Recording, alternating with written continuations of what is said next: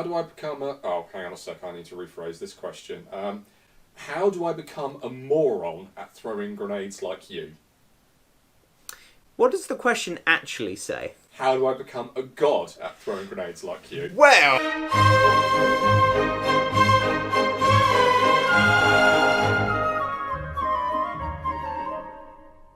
I'm ready for my couch interview there. You know, do I need to start? You know, just sort of like a little bit of the older. This isn't casting couch, Tom. This could be. This is very serious promotional work for your channel here. What was the greatest paintball match you have ever played and why?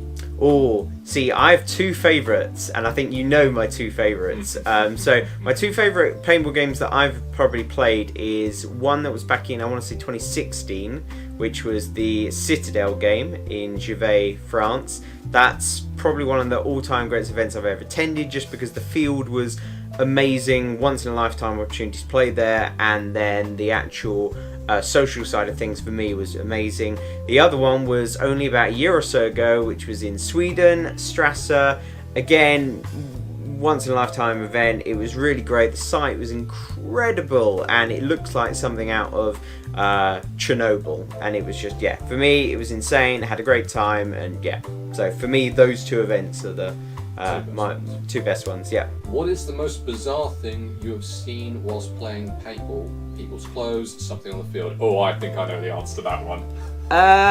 Bizarre things, there'd be like the times where we'd be playing a paintball game, and occasionally I'll be like, Mike, what do you see? And then there'd be a load of sheep that would just run across. Yeah, that was exactly it. There'd literally just be some sheep, and it's like, are we playing paintball? You know, are we playing, like a farming simulator? It would be, yeah, so you'd have like stuff like that, or, you'd go to like, I don't know, SVG in Poland, and then all of a sudden you'd hear a big roar, and then there'd just be a tank like barreling down the field or something like that. So you never know when you go to paintball, you kind of don't know what you're going to expect, but I think the sheep definitely was one of the ones I didn't expect to see.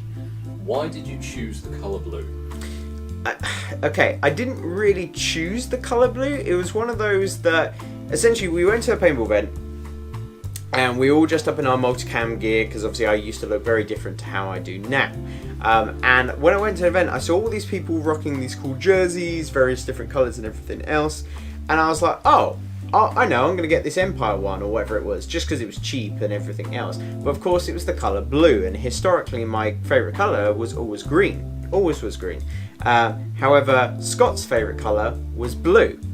And of course, because I went blue, Scott was like, oh, well, I can't be blue. I have to be green now, so I'll go green. And then that's kind of then how I always kept blue, and Scott then always had green.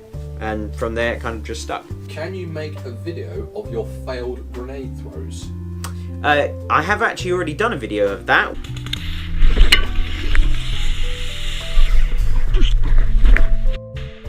Which you can find on my channel. I'll put it somewhere now. Is it better to buy a new paintball marker or to customise one? I think a bit both, to be honest with you. It's one of those where I definitely say it's always handy, buying new, just because at least, especially some of the newer markers out now, they're done to a very good standard, and you can usually get some really good equipment that way. But what I'd probably say is probably the best thing is buy a brand new marker and customize it. That's what I did with pretty much all of my MagFed markers. Is I took them, stripped them down to pretty much the individual parts, and then we spray painted them, put them all back together until it came out to be a really nice, gorgeous blue marker. I'd say to everyone, put your own stamp on it so it's unique. What was the most painful or unfortunate hit to either a person or their equipment in paintball, or that you have experienced? For me, one of the most painful hits was, I remember it, I was at Red Hammer event in Sennybridge. I was scoping out, looking out things, and then all of a sudden, I got a first strike to the gentleman's region. And I just remember, I just went so high pitched and just like, you're just squealing, as you're on the floor, just trying to, cradle your manhood, going, So I think for me that was probably one of my more painful. That and probably the time I fell on my back, but that was probably that was probably the most painful, was the time I fell on my back and I thought I broke my back, but luckily I didn't. So what is the origin or story for Next Barricade?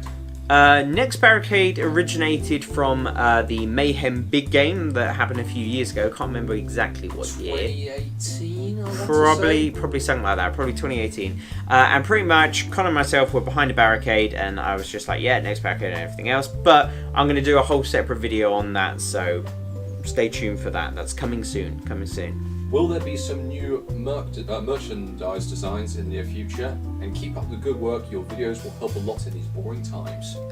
Well, thank you for that. Yes, there will be some more merch stuff coming out. Obviously, there is stuff already available in the merchandise store that you can go and have a look at.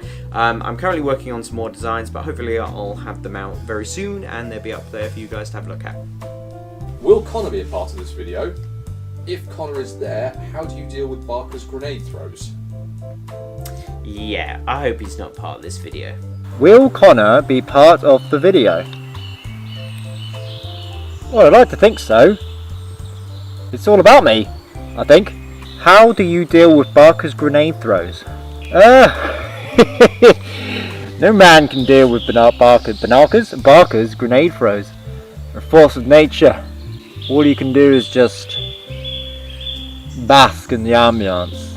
How much fun is it playing paintball with the other Vanguard members? Oh, it's amazing. Like, for me, it's the same for, like, if you went with any of your group of friends. Like, if these are people that you've known for years, you know how each other works, you know how to bounce one another off, wind each other up. And when you've got such a good group of friends like that, and you just go and you play, you're going to have a good time.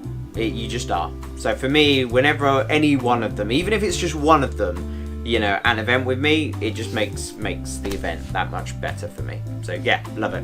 What countries have you been to or travelled to for events? A few different ones. Obviously, more notably recently is like Germany, Poland, Sweden, France, Canada. I think they're the main sort of ones. Wales, obviously. They're the main sort of ones I can think of. Hopefully next year, hopefully I'll be able to travel to a few more different ones over various different countries, but again, with circumstances where they are, we'll just have to see. Will you ever do more with your channel other than paintball? Yeah, I'd like to. I think for me, it's something that I would like to branch out and do some other different videos, whether it's in video games or whether it's, airsoft or something like that. It's definitely something I would like to do. I just need to set some time aside to do that, but it's something I would definitely like to do. This one might evoke a bit of rage. Why did you change from your milsig to a tipman? That milsig deserves nothing but sweet death thrown upon it.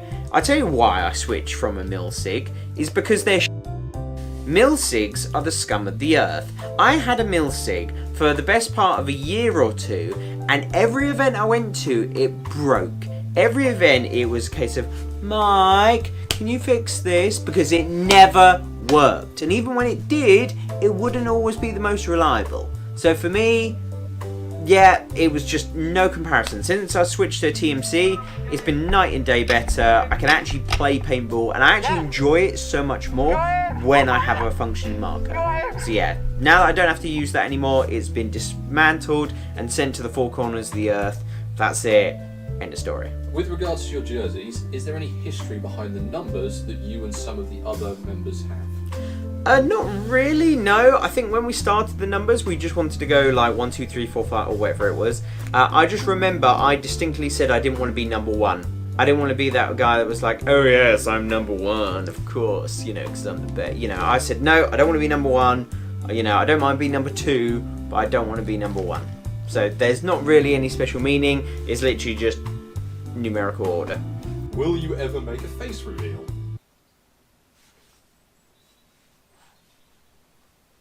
How long have you and Yellow Guy been friends, and how and when did you two meet? We've been friends since, I want to say 2014. I want to say. Barker and I met in 2015, I believe. We met at... The first time I think we met was at an event called the Marines vs Predator, I want to say. But we actually met at a game called MVP, Marines vs Predator. He was there, just running around in the background, dressed up in his yellow get-up, as he is usually, and it was one of those that we sort of bumped into each other from event to event to event to event, and it was something that, you know, you sort of hang around them and you're like, oh, you're funny, you're alright, and then from there we just, over the years, have gone to more and more events with one another, and then it's, yeah, just been, and it's kind of got to where it is now, and now I can't stand him at all. I was the first person to join the Vanguards to a 4-man team, and then we eventually made into the glorious team we are today. Maybe you might learn something from this video, you know, being a a throwing god like myself, you know, you could learn a thing or two from watching me, Mike. One day you might be as good. Learn something from you? Yeah, you would, one day. You must be joking. No, one day, honestly, mate, you know, when you get to this level, it's hard to try and compete. I think I'd have to lose about 100 IQ points before I got down to your level, Tom. You're not a nice person, Mike. We're too strong.